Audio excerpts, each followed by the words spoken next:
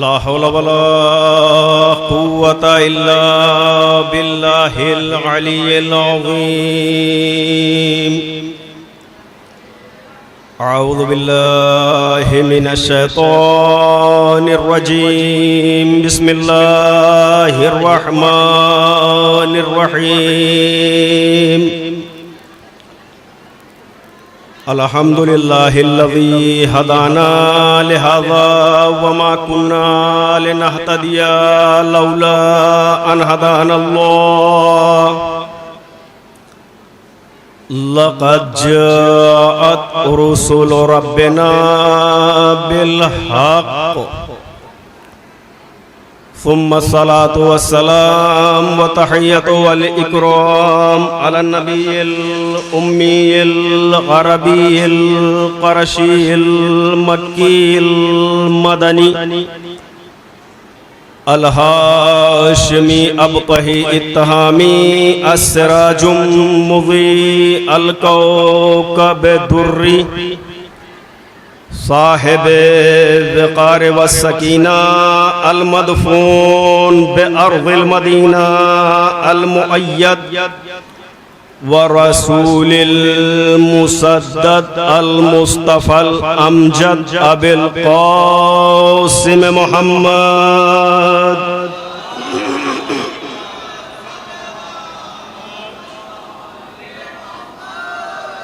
व अला अहले बैतिहि तय्यबीन अत्ताहिरीन अल मासूमीन अल मज़लूमीन व लअनतुल्लाहि अला अअदाइहिम अजमईन मिनल आन इला यौमिद्दीन। आमीन या रब्बल आलमीन। सलामुन अला आले यासीन। अम्मा बअदु फ़क़द क़ालल इमामुल हुसैन अलैहिस्सलाम मिस्ली ला युबायो मिस्ला। सलवात पढ़े मोहम्मद व आले मोहम्मद।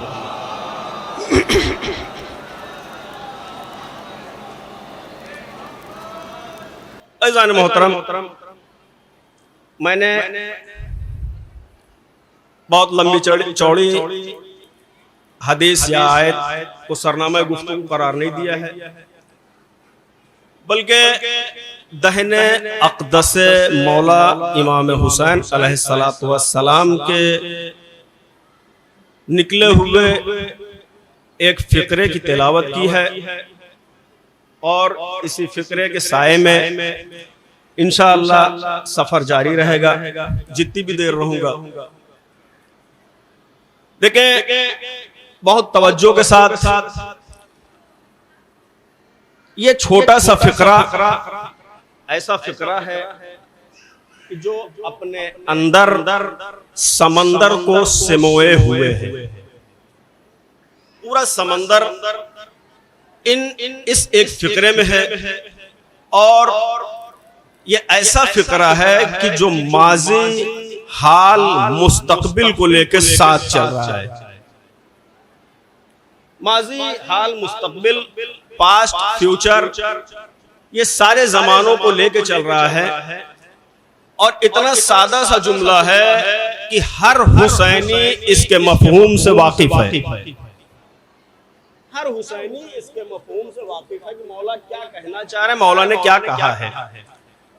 और मैं अक्सर कहता हूं कि ये मजलिसों का और इनका फैज है कि हमारे यहाँ लोगों को पकड़ के बताना नहीं पड़ता, बल्कि ये मजलिसें और ये मौला खुद अता करते हैं। इधर वाले भी थोड़ा तवज्जो दीजिएगा। मजलिसों का और मासूमीन का फैज है कि हमको सारी चीजें मालूम हो जाती हैं। यानी मसलन यही फ़िक्रा मिस्ली ला युबायो मिस्ला, हमारा शायद ही कोई एक ऐसा हुसैनी हो जिसको ये ना मालूम हो कि ये फ़िक्रा किसका है, कब कहा मौला ने, कहाँ कहा मौला ने, क्यों कहा मौला ने। तवज्जो, शायद ही कोई एक हुसैनी ऐसा हो जिसे ना मालूम हो। सबको मालूम है।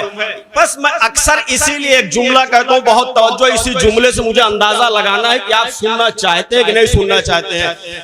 हर हुसैनी को मौला का फैज है, फर्श अज़ा की बरकत है कि हर हुसैनी को मालूम है कि ये फिक्रा कब नाजिल हुआ, कहाँ ये फिक्रा कब कहा गया, क्यों कहा गया, किसने कहा, माना क्या है, मफहूम क्या है। बस मैं इसीलिए अक्सर एक जुमला कहा करता हूँ, जो लोगों के यहाँ बड़े बड़े इमाम को नहीं मालूम, वो हमारे यहाँ अवाम को मालूम है। सलावत पढ़िए मोहम्मद व आले मोहम्मद।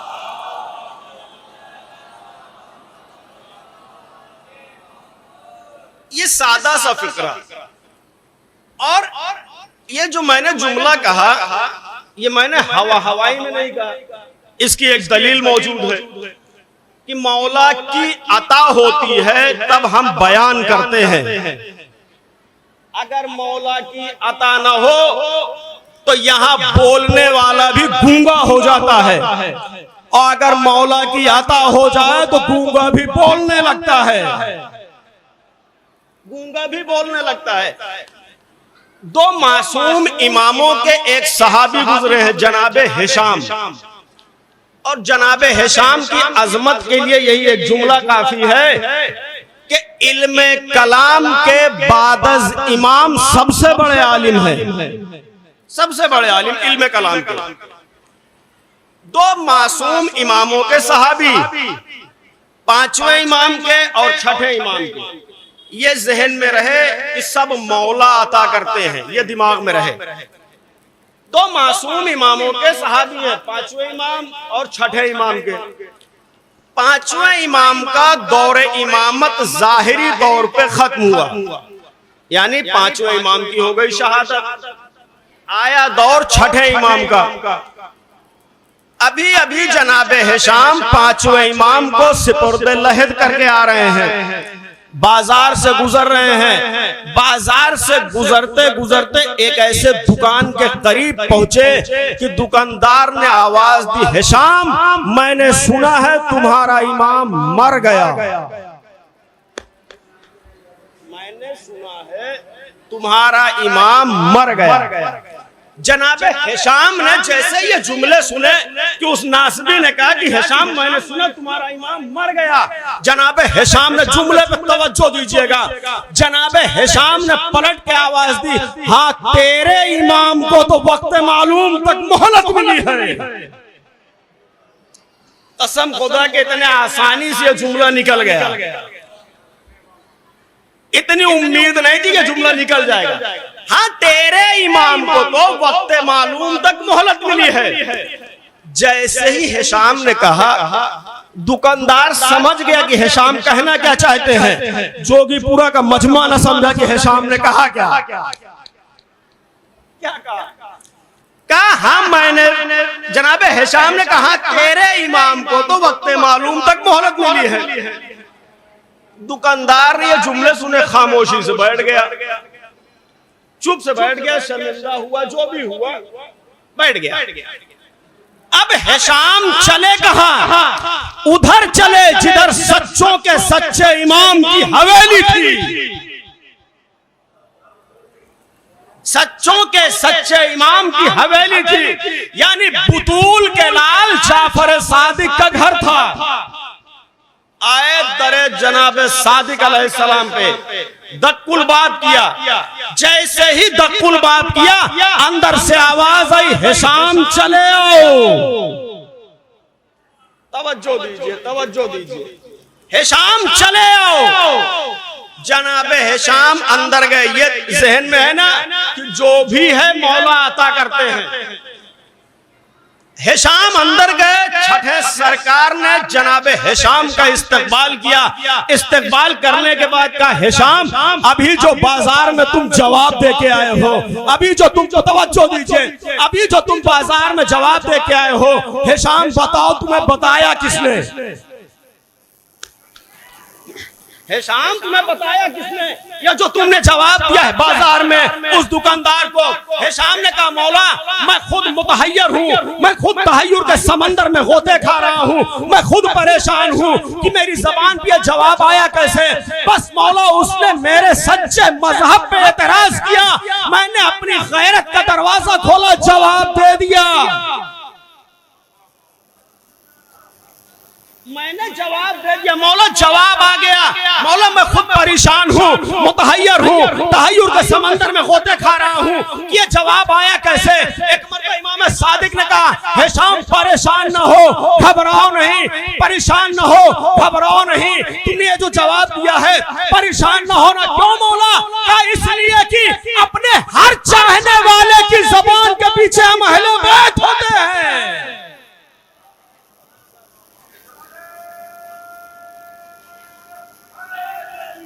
या अली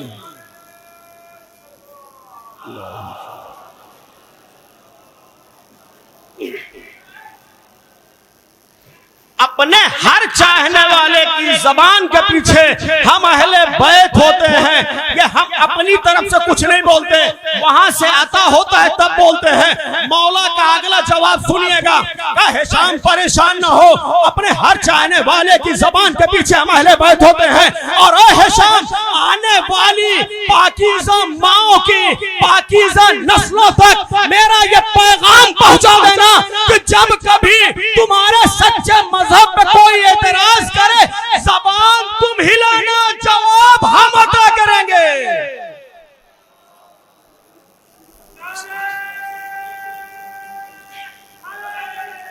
या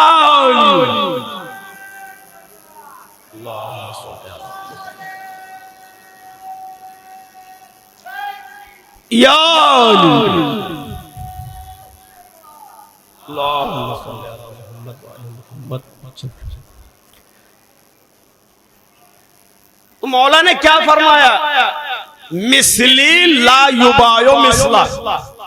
तर्जुमे की जरूरत तो नहीं है, लेकिन सवाबन मुझ जैसा उस जैसे की बैयत नहीं कर सकता। मुझ जैसा उस जैसे की बैयत नहीं कर सकता, नहीं कर सकता।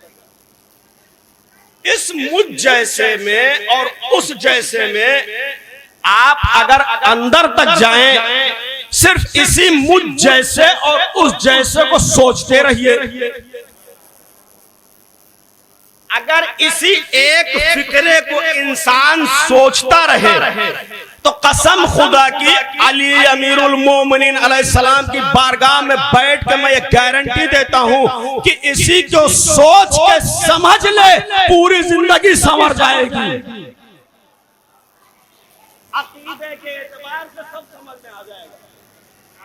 इस एक जुमले ने मुझ जैसा उस जैसा, इसी एक जुमले ने तारीख के बड़े बड़ी गांठों को खोला है, बड़ी बड़ी ग्रहों को खोला है इसने।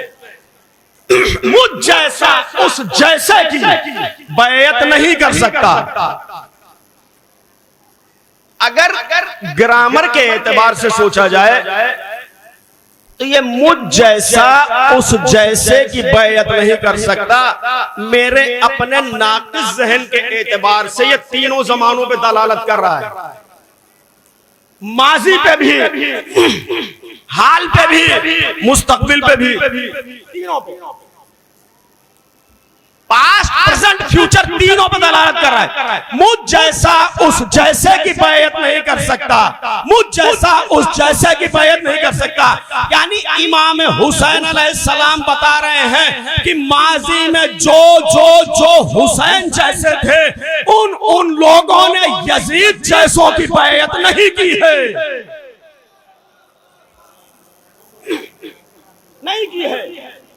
और फिर इसे जुमले से, फिर इमाम के इसी जुमले से इत्तिबास करते हुए कि इमाम बताना चाहते हैं आज के इस जमाने में भी, आज के इस जमाने में भी जो हुसैन जैसा है वो यजीद जैसे की बैयत नहीं कर सकता। फिर जमाने आइंदा के लिए भी कह रहे हैं जो हुसैन जैसा आने वाला वाले जमाने में कयामत तक होगा, वो यजीद जैसे की बैत नहीं करेगा। इसी एक जुमले को अगर हल्लाजी करूं तो पूरा एक अशरा मैं पढ़ सकता हूं, ये बता रहा हूं। यानी इसी एक जुमले ने बहुत सारी चीजों को बयान किया है। मौला ने दो सूरतें इस जुमले में फरमाई है।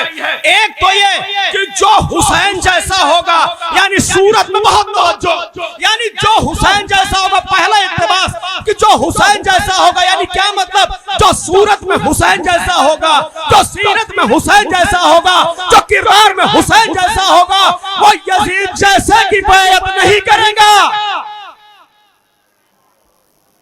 और दूसरी चीज ये कि जिसके सिफात हुसैन जैसे मिलते हैं, वो यजीद जैसे सिफत वालों की बैत नहीं करेगा, नहीं करेगा।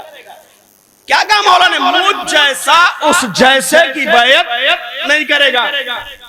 चलिए माजी में देखते हैं, माजी में देखें कौन कौन हुसैन जैसा था, कौन कौन यजीद जैसा,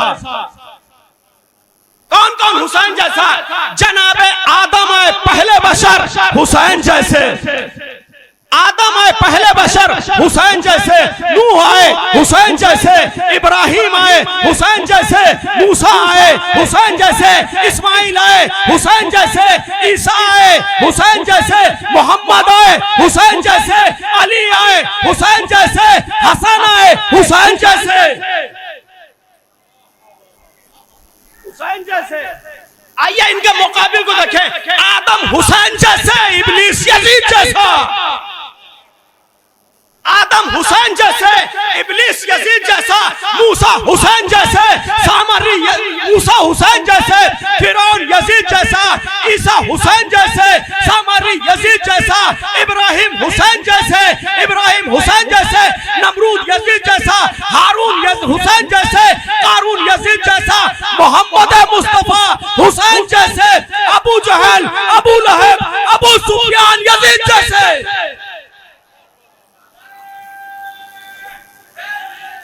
या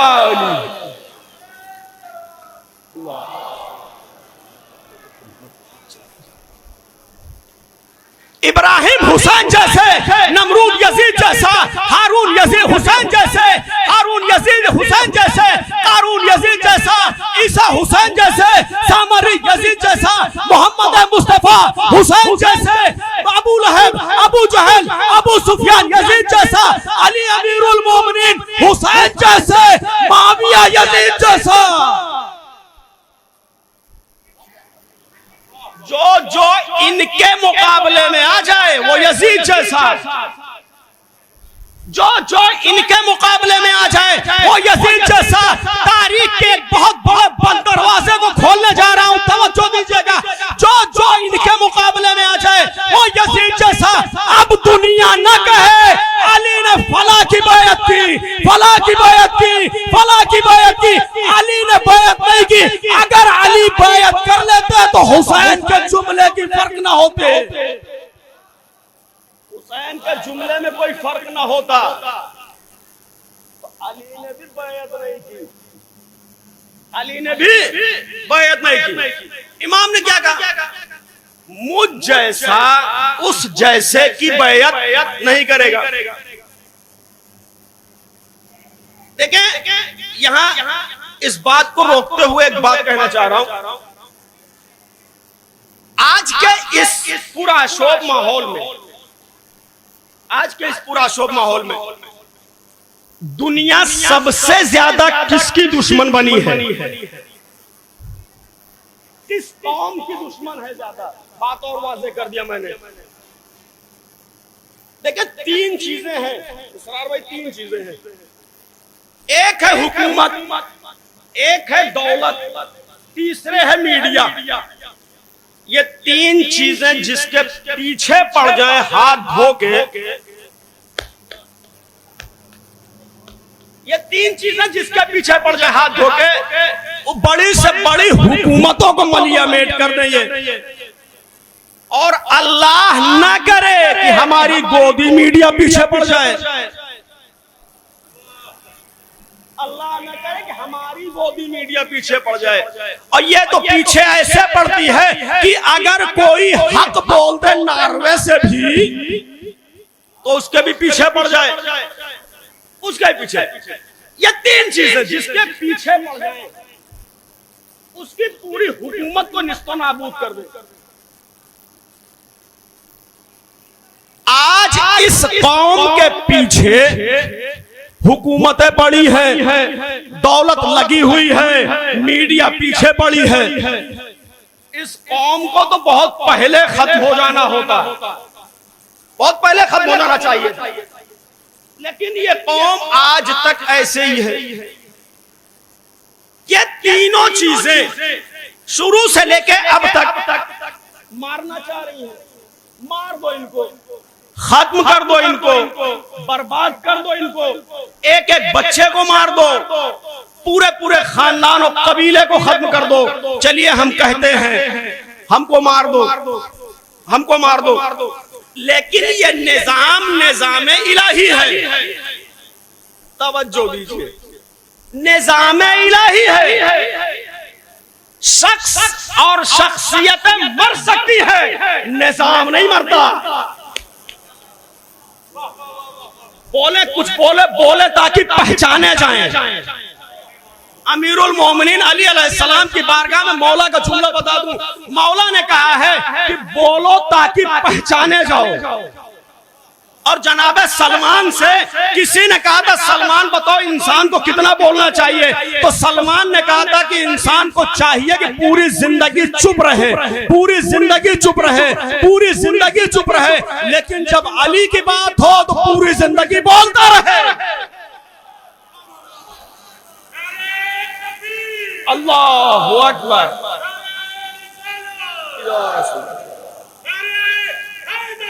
या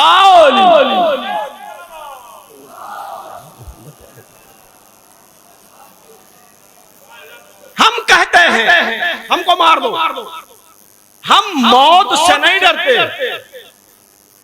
इसलिए कि ये मारने वाली मौत हमारे लिए शहादत है, शहादत है। और शहादत का माना फना हो जाना नहीं है, जिंदगी है।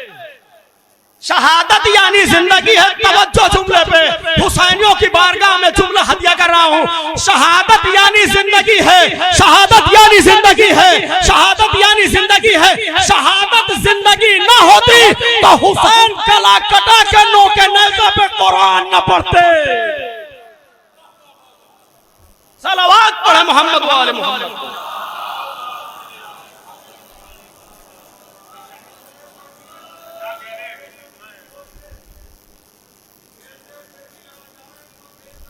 जज़ाकल्लाह।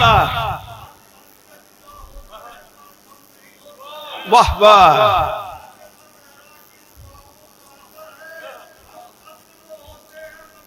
कम नहीं होते।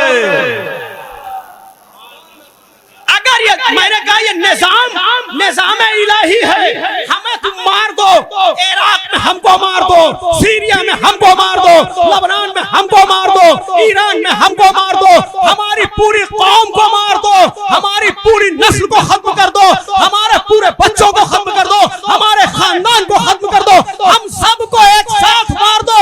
लेकिन निजाम इलाही है, वो जो पर्दे में बैठा है वो आएगा तो हमारा होगा। सलावत पढ़िए मोहम्मद वाले मोहम्मद को।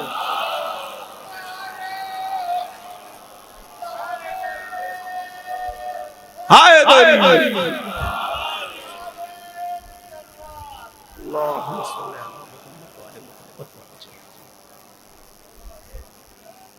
ये निजाम इलाही है।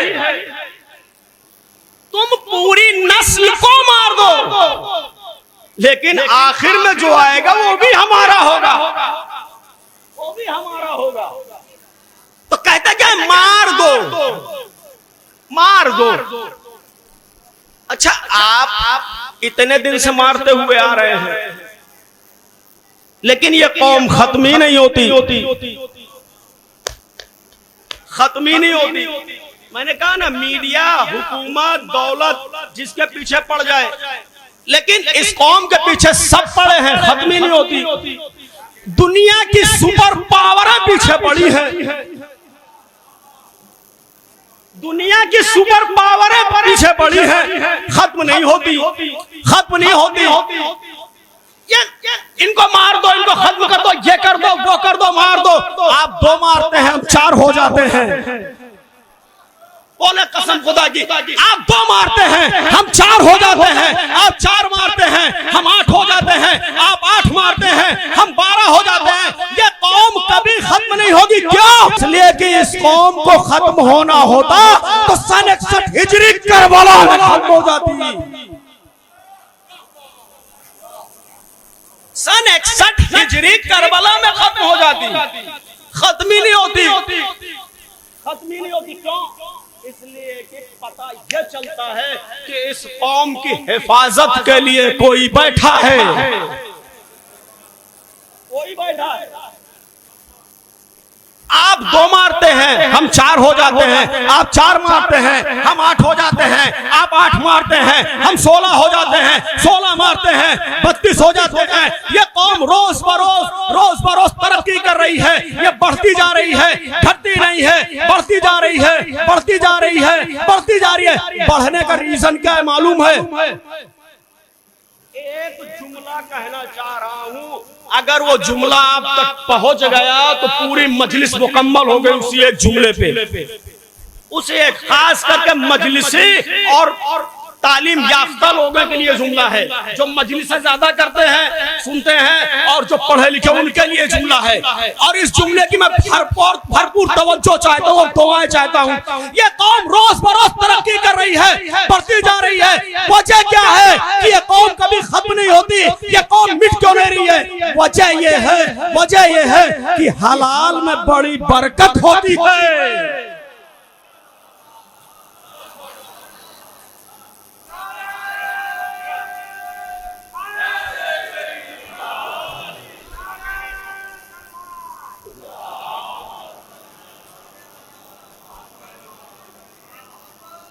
हलाल में बड़ी बरकत होती है, हलाल में बड़ी बरकत होती है। हलाल और हराम बताऊं क्या है?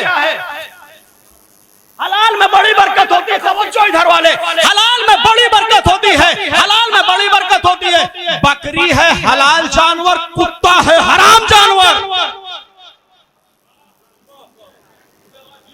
आप किसी भी गली मोहल्ले में चले जाएं, देखें, जब से अल्लाह ने बकरी की खिलकत की है तब से खाई जा रही है।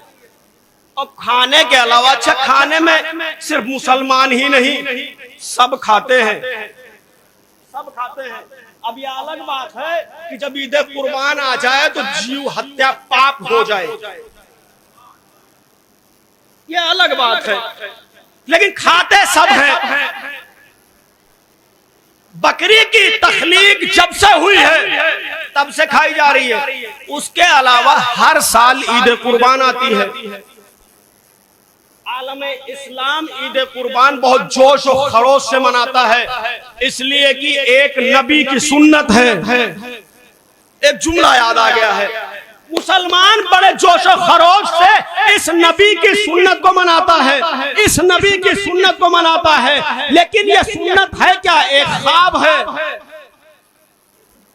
एक ख्वाब को मुसलमान बड़े जोश और खरोश से मनाता है।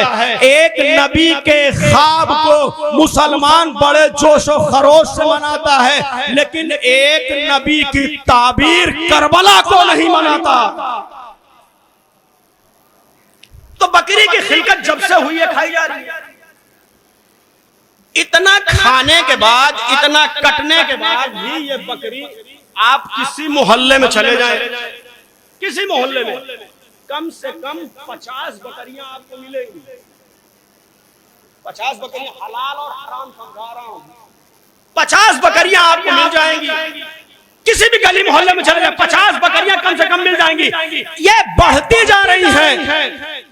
50 बकरियां हर गली में आपको मिल जाएंगी, लेकिन आप गांव की किसी गली में चले जाइए, कुत्ते 3 ही मिलेंगे। अपने लफ्जों का मैं जिम्मेदार हूं, समझने का नहीं मैं। तो ये है हराम हलाल। बकरी है हलाल जानवर और हलाल में होती है बरकत। कुत्ता है हराम जानवर, हराम में होती नहीं बरकत। तो मार दो, खत्म कर दो, ये हो जाए वो हो जाए, ये कौम कभी खत्म नहीं होगी।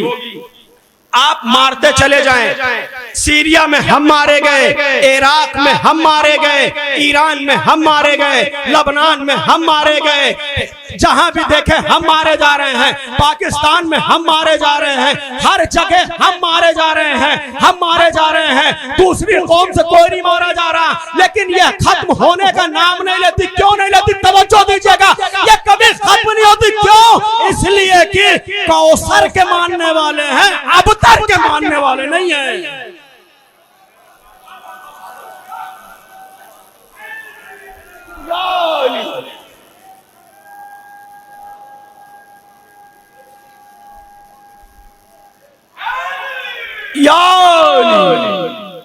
ये कौम कभी खत्म नहीं होगी, ये कौम कभी खत्म नहीं होगी, ये बढ़ती जाएगी। और इंशाअल्लाह इंशाअल्लाह इंशाअल्लाह अली के आखिरी बेटे से ये मुलाकात करेगी, मुलाकात करेगी। हम इसीलिए उनका इंतजार कर रहे हैं। वो हमारे वारिस है, हमारे रहबर है। आज हम मारे जा रहे हैं, दुनिया की तमाम सुपर पावरें हमारे पीछे पड़ी हैं। इनको मारो, इनको खत्म करो, इनको ये कर दो वो कर दो, लेकिन खत्म नहीं होती और न खत्म होंगी। आज के इस पुरशोर माहौल में देख लीजिए मारे जा रहे हैं, हर जगह मारे जा रहे हैं। इस पुरशोर माहौल में क्या कहा? बैअत। इमाम ने क्या कहा? मिसली ला युबायो मिसला, मुझ जैसा उस जैसे की बैअत नहीं कर सकता, नहीं कर सकता। अब जो हुसैन जैसे होंगे, जो हुसैन जैसे होंगे, वो यजीद जैसे की बैयत नहीं करेंगे। अजब, बैयत का एक माना सिर्फ ये नहीं है कि हम अपने आप को किसी के सामने सरेंडर कर दें। बैयत को अगर आम मानों में लिया जाए तो इमाम ने कहा मुझ जैसा उस जैसे की। इस जैसे में मौला सिफात बयान कर रहे हैं, मौला किरदार बयान कर रहे हैं। अब देखते हैं इस किरदार पर कितने बोलने वाले, कितने खामोश होने वाले। मौला यहां किरदार की बहस कर रहे हैं कि जिसके अंदर हुसैनी किरदार होगा वो यजीदी किरदार की बैयत नहीं करेगा, वो यजीदी किरदार वाले की बैयत नहीं करेगा। आइए हुसैनी किरदार देखें, यजीदी किरदार भी देख लें। एक बात यहां याद आ गई, अच्छा इमाम हुसैन अलैहिस्सलाम ने यजीद की बैयत क्यों नहीं की? क्यों नहीं की? इमाम ने यजीद की बैयत क्यों नहीं की? क्या इसलिए नहीं की कि यजीद शराब पीता था? क्या इसलिए नहीं कि यजीद नमाज नहीं पढ़ता था? क्या इसलिए नहीं कि यजीद बंदरों से खेलता था? क्या इसलिए नहीं कि यजीद जुआ खेलता था?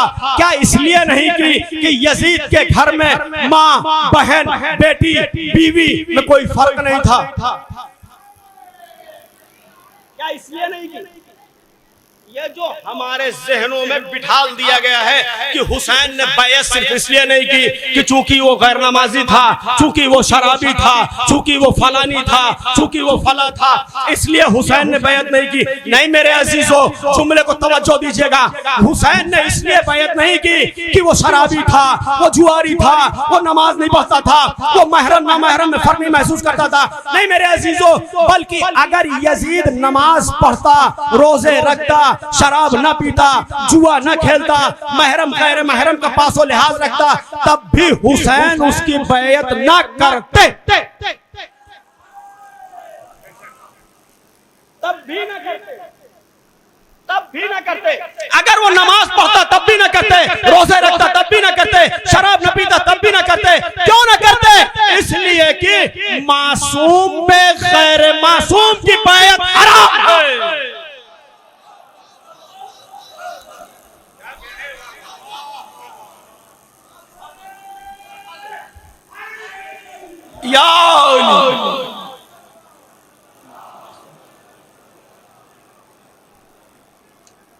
मासूम पे गैर मासूम की बैयत हराम है।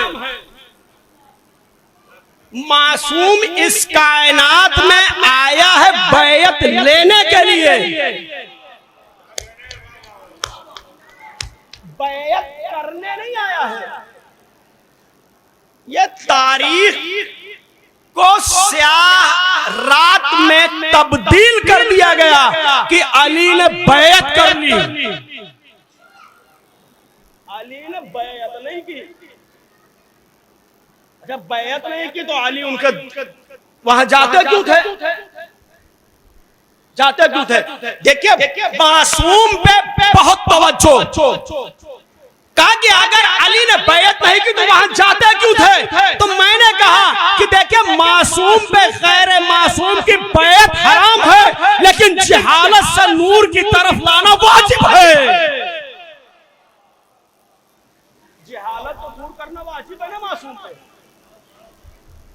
जहालत तो दूर करना, या यूं कह दूं तारीख से जुमले को लेके कि मासूम पे किसी को हलाकतों से बचाना वाजिब है। हलाकतों से बचाना वाजिब है। हलाकतों से बचाना वाजिब है। ऐसे ही नहीं कहा गया लौला अली लहलका उमर। ये तारीख है, तारीख है। का हुसैन बाप। अच्छा, जिस वक्त शाम से पैगाम आया कि मदीने में फला फला फला से और हुसैन से बैयत ले लो, इमाम हुसैन उस वक्त नाना के रोजे पे थे। वलीद ने अपने कासिद को भेजा कि जाओ हुसैन को बुला। इमाम हुसैन अलैहिस्सलाम बिलाखिर आए दरबार में। जब इमाम दरबार में आए तो वलीद बैठा था हाकिम मदीना, बगल में था मरवान। मरवान भी अजीब किस्म की मखलूक थी, बहुत अजीब मखलूक थी। ये पैगंबर के जमाने में पैगंबर अकरम की नकलें उतारता था, लेकिन बाद पैगंबर हालात और जमाने ने ऐसा पलटा मारा कि खलीफे वक्त का दामाद बन गया। और बड़ी बड़ी रियाया हुकूमतें, ये वो सारी चीजें खैर मानी जाना है। इमाम हुसैन अलैहिस्सलाम दरबार खिलाफत में वलीद से कहा कि हुसैन ने कि वलीद तूने बुलाया क्यों? कहा हुसैन माविया इस दुनिया से रुखसत हो गया। इमाम ने कहा इन्ना लिल्लाहि व इन्ना इलैहि राजिऊन। बता क्यों बुलाया? कहा हुसैन यजीद का पैगाम आया है कि आप बैयत कर लीजिए, बैयत कर लीजिए। इमाम ने कहा वलीद तू जानता रात का अंधेरा है और रात की बैयत का ना तुझे फायदा है ना मुझे फायदा। कल सुबह होने तो सूरज के उजाले में फैसला होगा कि किसको किसकी बैयत करनी है। वलीद को भी बात समझ में आई, समझ में आई। उसने कहा ठीक है आप जाइए और कल सुबह में मुलाकात करते हैं। इमाम जैसे ही मुड़े, एक मर्तबे मरवान ने कहा वलीद से, वलीद अगर आज हुसैन चले गए तो दोबारा हाथ नहीं आएंगे, लिहाजा या बैयत ले ले या सर ले ले, या बैयत ले ले या सर ले ले। जैसे ही मरवान ने ये जुमले कहे, ये जुमले इमाम हुसैन के कानों से टकराए, इमाम मुड़े आवाज दी, यबन ज़रक़ा,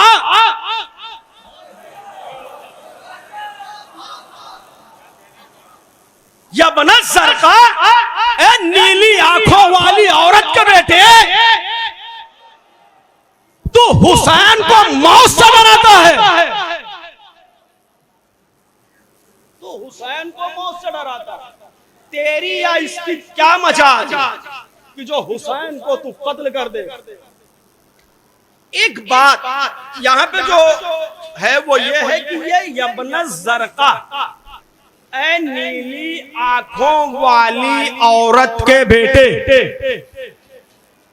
ये लफ्ज देखें अरब में, आसिफ भाई अरब में किसी को उसकी मां के नाम से पुकारना बहुत ज्यादा शर्मसार महसूस किया जाता है, और ऐसी लफ्जें एक मासूम अपने दहन से नहीं निकाल सकता कि जो अदब के खिलाफ हो। ये अदब के खिलाफ है कि मासूम ये जुमला निकाले, लेकिन मासूम को ऐसे जुमले क्यों कहने पड़े? तवज्जो दीजिएगा, पूरे मजमे से तवज्जो है, पूरे मजमे से। मासूम को ऐसा जुमला क्यों कहना पड़ा? यबन ज़रक़ा, ऐ नीली आंखों वाली औरत के बेटे, इसलिए कि मरवान की मां अपने किरदार से पहचानी गई थी अरब में, अपने किरदार से पहचानी गई थी अरब में, और मासूम ने भरे दरबार में ऐसा जुमला कहा, ऐसा जुमला कहा। याद आया कुछ, जब काफिला हुसैनी कूफे के रास्ते में पहुंचा, हुर ने आके गुस्ताखी की। इमाम ने कहा हुर तेरी माँ तेरे मातम में बैठे, तो जनाबे हुर ने क्या कहा था? हुसैन अगर आपकी माँ फातिमा न होती तो ये मैं भी कह सकता था, लेकिन मैं मजबूर हूं, नहीं कह सकता। यानी कोई किसी की माँ के किरदार के साथ नहीं पुकारता था, बड़ा नंगो आर समझा जाता था, लेकिन हुसैन ने भरे दरबार में मरवान को उसकी माँ के नाम से पुकारा, माँ के किरदार से पुकारा। समझ में नहीं आया क्यों? मैंने बारगाह हुसैनी में हाथों को जोड़ा, तवज्जो पूरे मजमे से, बारगाह हुसैनी में हाथों को जोड़ा। मौला आपने ये क्यों कहा? आप इसके बाप का नाम ले लेते, आप या इसी को कहते, इसकी माँ के किरदार से आपने क्यों याद किया? अजब ने इमाम जवाब दे कि देखो इसने हुसैनी बारगाह में गुस्ताखी की, हुसैन की बारगाह में गुस्ताखी की। और याद रखना, जो नबी या औलादे नबी को कत्ल करने की धमकी दे तो उसको उसके बाप के नाम से नहीं, उसकी माँ की किरदार के नाम से पुकारना। सलावत पढ़े मोहम्मद वाले मोहम्मद।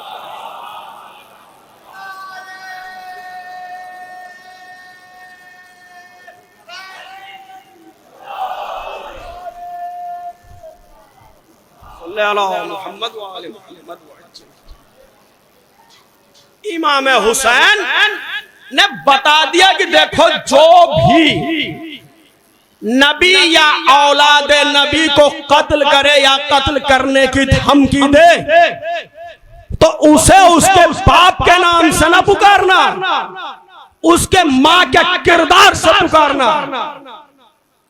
का बैत, यह बैत का सिलसिला बस आखिरी जुमले हैं।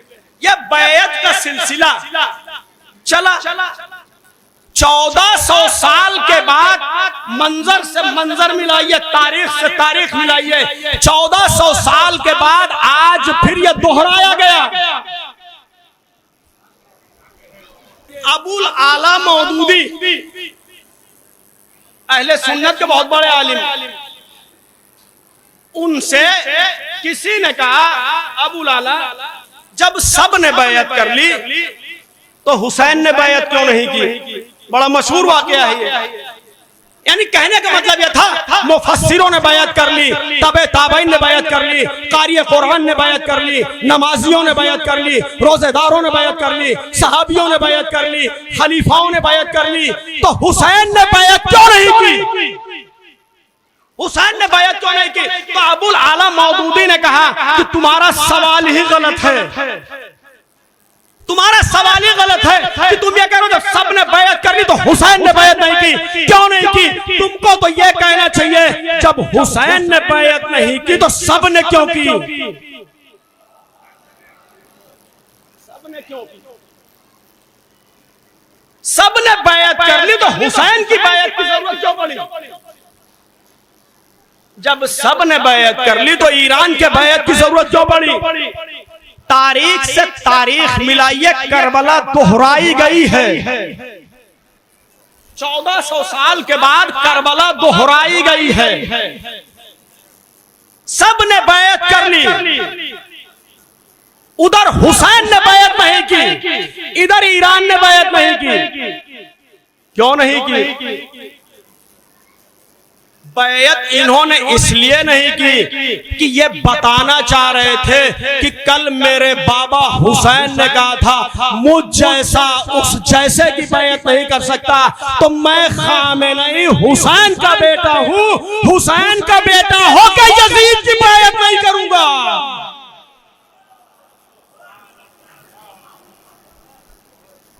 यजीद की बैयत नहीं करूंगा।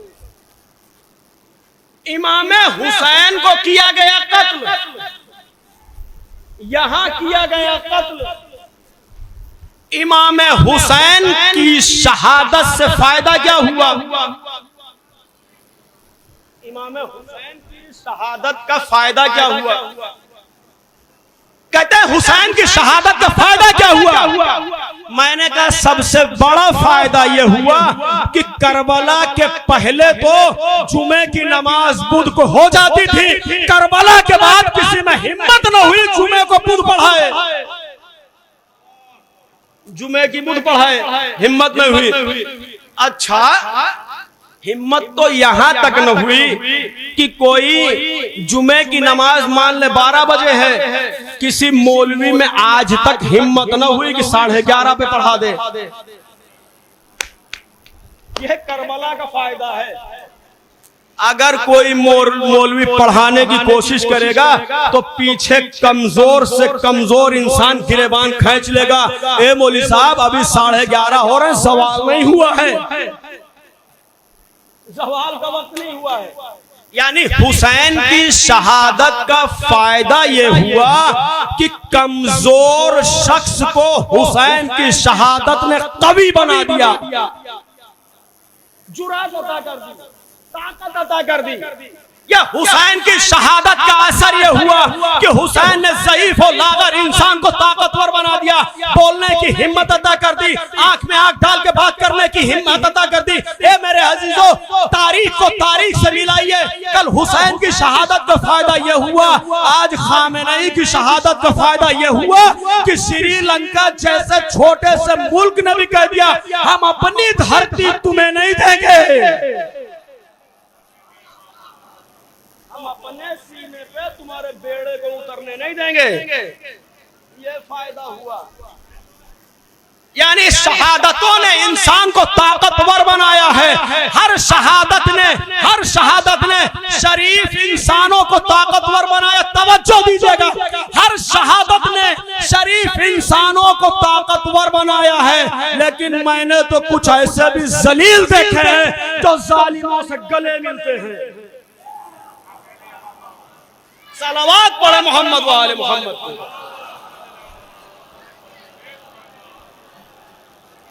ये ऐसे ये हालात तारीख से तारीख मिलाई, मंजर से मंजर मिलाई, तब पता चलेगा हुआ क्या। बस किया मैंने। ये करबला है, करबला। अमीर कायनात का शुजा तरीन बेटा हुसैन, पैगंबर अकरम का शुजा तरीन बेटा हुसैन,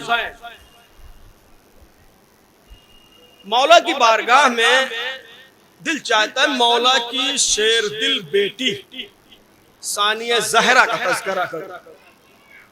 और एक मंजर है, उसी मंजर पे बात तमाम।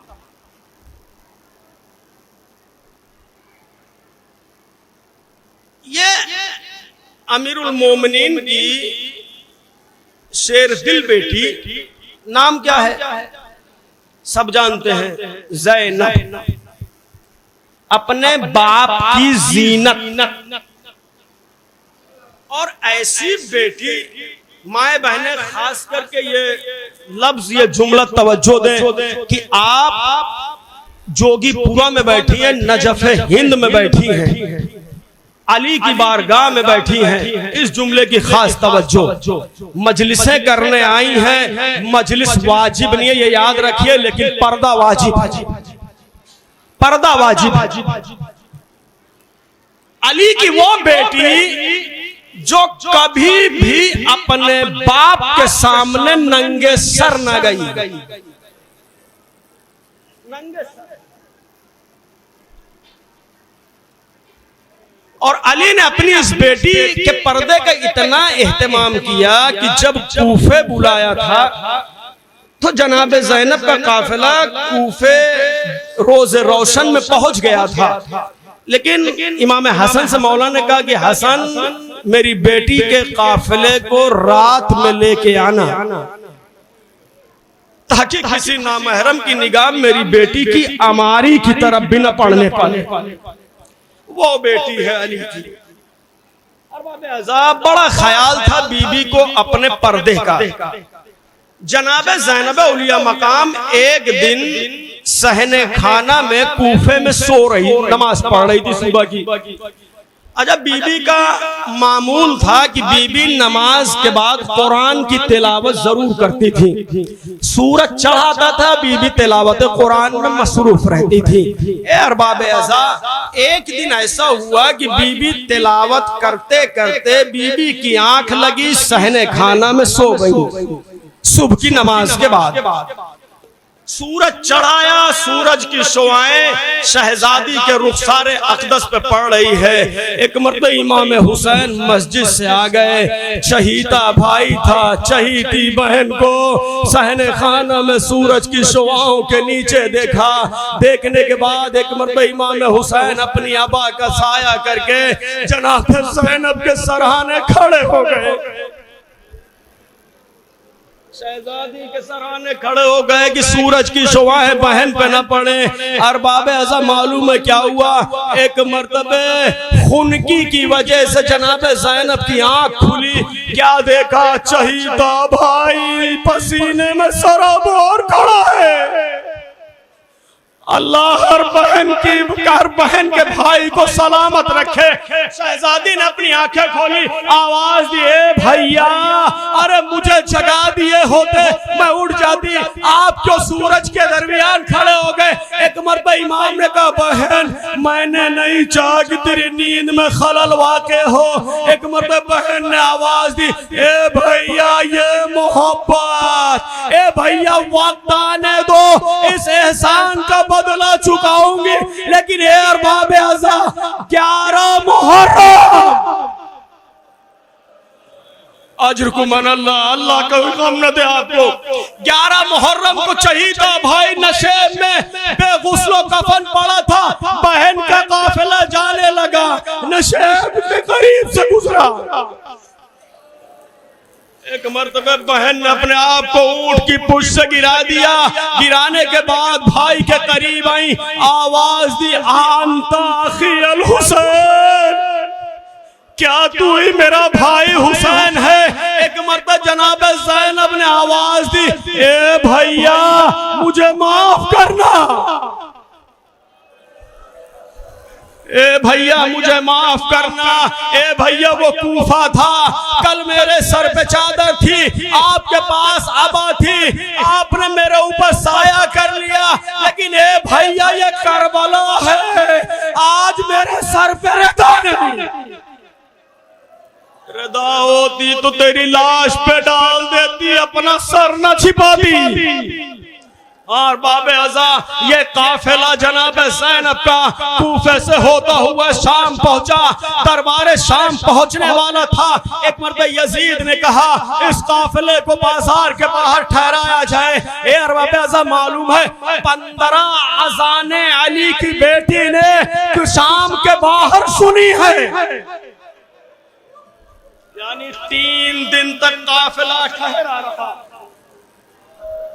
3 दिन के बाद जब बाजार सज गए, दरबार सज गए, तो जनाब ज़ैनब के काफिले को आने की इजाजत मिली।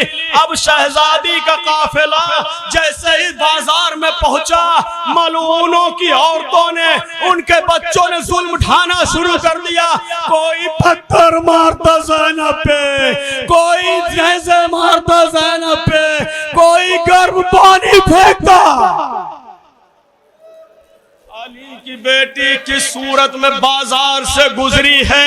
ए अरबाब अज़ा एक मर्तबे जैसे ही दरबार के करीब पहुंची, दरे दरबार के करीब पहुंची, अली की बेटी अपने आप को जमीन पे गिरा के घुटनियों के बल चलने लगी। घुटनियों के बल चलते चलते एक मर्तबे दरे दरबार पे बैठ गई। सैयद सज्जाद ने आवाज दी, फूफी अम्मा क्या थक गई? ए फूफी अम्मा क्या थक गई? आवाज दी, नहीं मेरे लाल सज्जाद, ज़ैनब थकी नहीं है।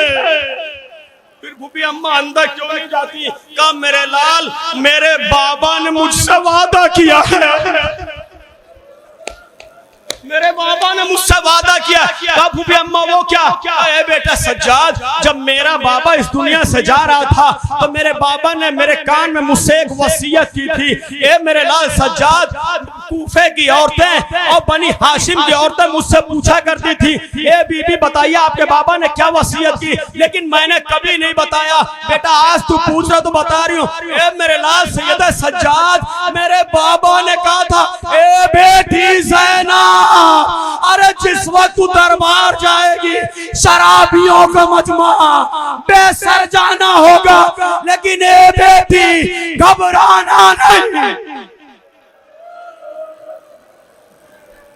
तेरा बाप अली आएगा, तेरे बाजुओं को पकड़ के दरबार में ले जाएगा। ए मेरे लाल सज्जाद, अपने बाबा का इंतजार कर रही हूँ। इसी असना में शहजादी एक मत पे खड़ी हुई, आवाज दी, अस्सलामु अलैका या अमीरुल मोमिनीन। ए बाबा आप पे मेरा सलाम, आपने वादा पूरा। अला लानतुल्लाहि अलल कौमिज़ ज़ालिमीन व सयअलमुल लज़ीना ज़लमू अय्युल क़ल्बि यनक़लिबून रब्बना तक़ब्बल मिन्ना इन्नका अंतस समीउल अलीम। परवरदिगार रब हक ज़हरा व बीहा बालहा व बनीहा व सिर्रुम मुस्तौदिन फीहा। मेरे अल्लाह हमारे इस मुख्तसर से अमाल को कबूल फरमा। मेरे अल्लाह हमारे वालिदैन के गुनाहों को बख्श दे, हमारे मरहूमीन के गुनाहों को बख्श दे। ए मेरे लिए जितने भी मोमिनीन व मोमिनात इस बारगाह करीम में आई हैं, मेरे अल्लाह सबके दामनों को भर दे। ए मेरे अल्लाह सबकी मुरादों को पूरी फरमा। ए मेरे करीम परवरदिगार हमारी ज़ियारत इबादत को कबूल फरमा। मेरे अल्लाह तमाम शियान हैदर कर्रा रूए ज़मीन पे जहाँ जहाँ आबाद, उनकी जान माल इज्जत आबरू की हिफाजत फरमा। ए मेरे अल्लाह ज़ालिमीन को निस्तो नाबूद फरमा, मजलूमीन को फतह कामयाबी अता फरमा। इमाम ज़माना जल्लल्लाहु ताला फरजहु शरीफ के ज़हूर में ताजील फरमा। रब्बना तक़ब्बल मिन्ना इन्नका अंतस समीउल अलीम। आप हज़रात तशरीफ रखें, हमारे बाद दूसरी मजलिस इसको भी समाप्त फरमाएं।